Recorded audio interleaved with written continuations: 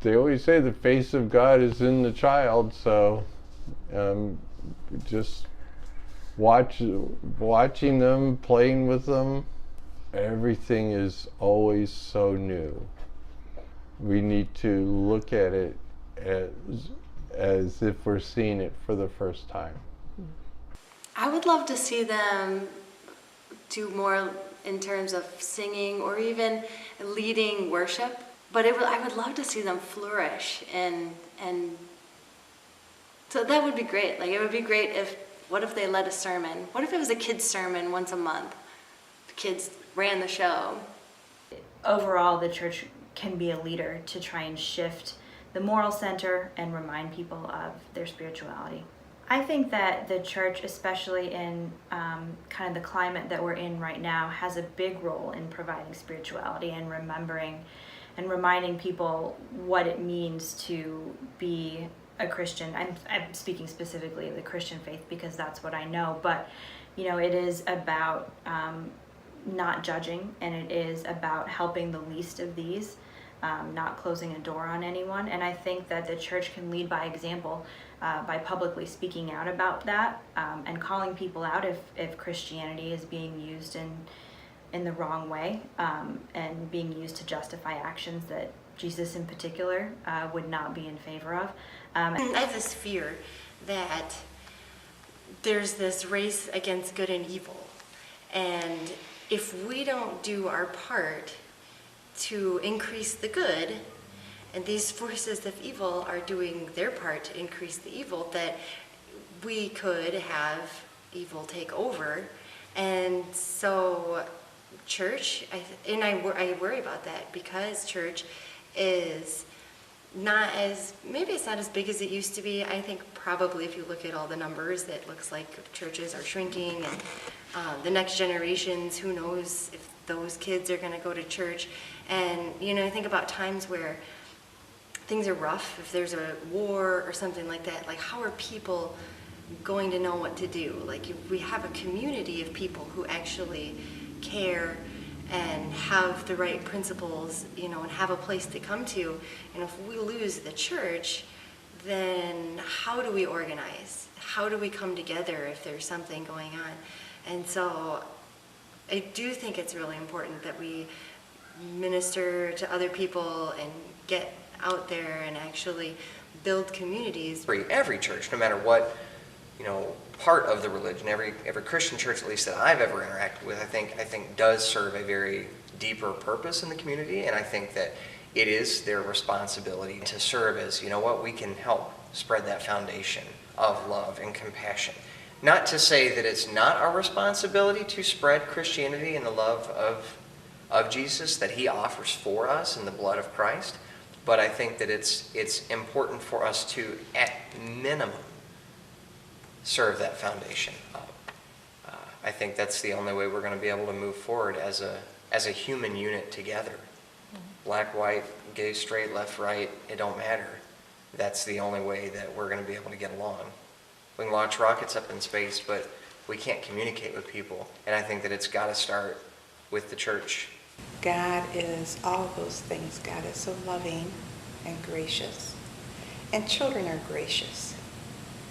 For the most part, they'll try to comfort you or say it's all right, or how can I help? I especially see that in my grandkids.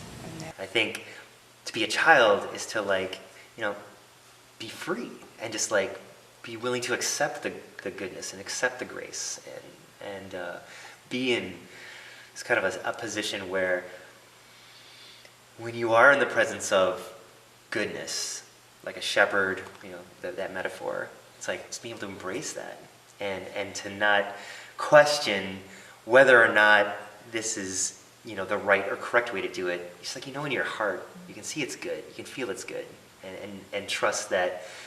I think you can trust God in that sense. I think just naturally as we get older and we have our own experiences, good and bad, in the world, it shifts our thinking. And it does get harder to have that hope and to have that faith when we have been disappointed or, we haven't seen the best in people. So I don't think that it is malicious in any way that adults lose some of those things. I think it just happens as life progresses, and some of those gifts that children have, we just can't keep with us throughout the years. I think the church could listen to children more rather than being entertainment for the adults, but actual instruction for the adults. And know that God speaks through children maybe more succinctly and powerfully than through adults who are really worried about the rules and the tradition and what other people think and all that. But yeah, just let the children lead, at least occasionally, if not all the time. Yeah. I think that it would be moving radically outside of our what in my tradition is a Sunday morning, 10 to 11:30 set rituals of this is when we do that and this is the only time of the week that we do that, and approaching it more from offering workshops or offering space and time where people can come and learn and explore and play, that doesn't have to do with conversion, but allowing, promoting a space and a time where you can try something on or just learn, appreciate it. And I could see that being especially really effective in interfaith communities where different religious groups or even ecumenical different churches are taking turns and are doing that together.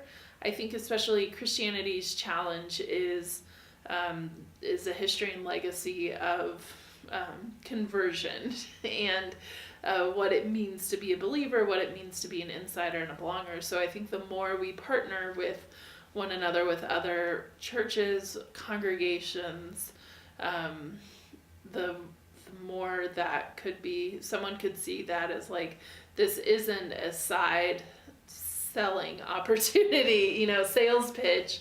This is a genuine, we want to share what we do. We hope that you will find meaning in your life. And if it happens to overlap with that, that's really, really wonderful. So incorporating things into the worship service that come more naturally to children than adults, so that as we practice and do that together, they're becoming leaders without like front and center, but they're just sort of naturally leading us in how to do that, modeling how to do that. What does it look like if one Sunday, instead of peace be with you, you're invited to turn to your neighbor and look them in the eyes and say, I see God in your eyes, and to receive that message. And it's a message, like it's an act of improv in that you're taking a risk and you're being vulnerable by saying that to someone and by receiving it. And it's something that in witnessing and watching people say things like that to each other, kids are like, all in, I can do this. And adults are like, whoa, this is hard. There was a whole group, our youth led,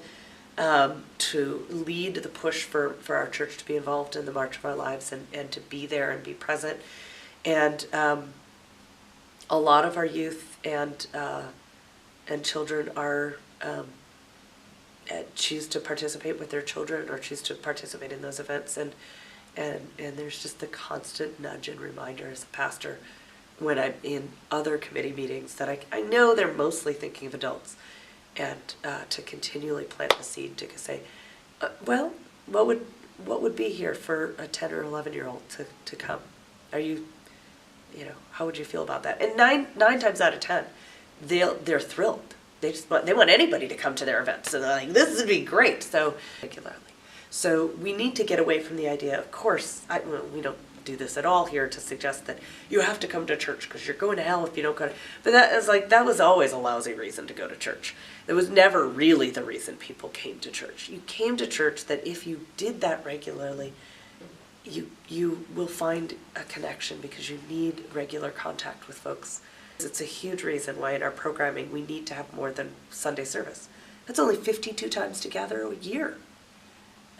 So if we don't have 4 to 5 events that are open to children to do something else in a given month, or for youth, or ways that we gather, then we're not giving folks adequate time to connect and make a friend?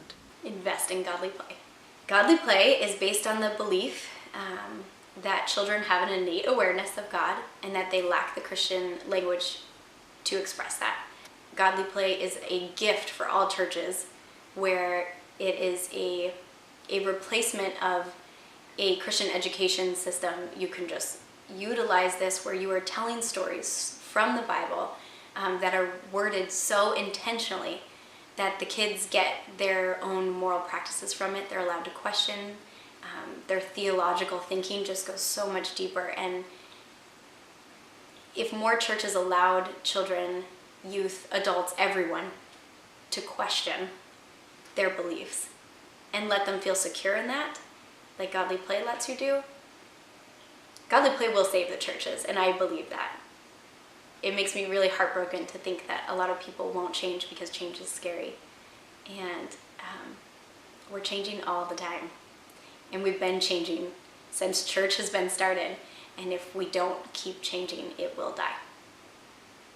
I just really am passionate about it and really believe that, good Lord, please try and save this world, and that this will do it. I always want my children to have that kind of beacon, that not everything is going great, but I can have a relationship with God even when other things in my life aren't going great. I think of the church sort of as the parent in spiritualism sometimes, and offering our children lots of experiences, whether that be in our sanctuary, in our Sunday school, in our youth groups, in our choirs. In all of those places, there is a spiritual tone, and I think that we need to help families develop that spiritual tone everywhere. I'm a firm believer in that godlike behavior outside of church is really what defines us, not necessarily for the hour we spend here on Sundays. They have to honor children, to respect them, and to look at them as equals. That they have everything that we have as grown-ups. What they have more of, in many ways, is the openness and willingness to learn and to see. And without judging, without saying, well, this is good, this is bad, this is right, this is wrong. They are just watching. They're witnesses. I think churches are caught up in having rules and beliefs and ideas that they think are right. This right, wrong stuff. And there's no doubt that it's important that children are given moral and spiritual guidance, but it's the context. If they're recognized as being wise and that already possessing awareness, then if you listen to a child and you play with a child and you are just there with a child, you will see that they have that, and they will see that you recognize that.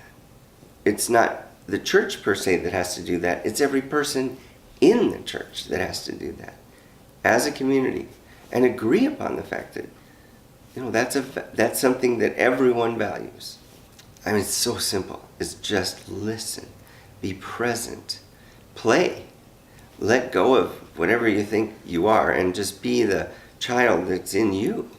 Isn't that the point?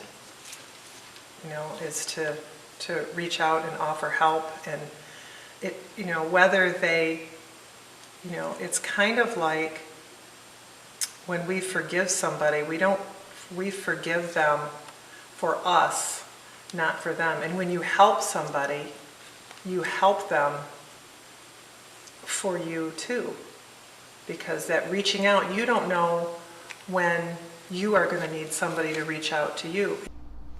I think the church right now is good at Sunday school and teaching them things on the surface, but I'm not sure how much they're teaching them to be out in the world. I like the idea of the mission trips and things like that really take the kids to places that are they're not accustomed to. and experiencing parts of the world that they wouldn't normally see, and people that they wouldn't normally see. The experience of practicing your faith is where you really learn that it's a lifelong thing. Through service, through helping other people, through meeting people who are different than you, and realizing they're not really different than you. Maybe a church would be better at showing people how to do things that are spiritual. And then people would realize that they might like to be more spiritual and maybe understand a tradition that for thousands and thousands of years, people have thought about what's the best way to be a good person on earth. For humanity, for our community and our general culture to be healthy, I believe that every body needs some form of spiritual growth. I don't feel like it has to be Christian. I very much respect, I'm glad wherever people are finding that. So in that sense, I feel like the church needs to know why it does what it does. And the church exists, the institution and religion exists in order to pass down the faith and traditions the ways it understands God to another generation. Every religion, every religious teacher, every pastor needs to be able to keep critically thinking, to be able to address the questions of their youth and children. It's a seedling to grow and keep growing that garden from one generation to the next.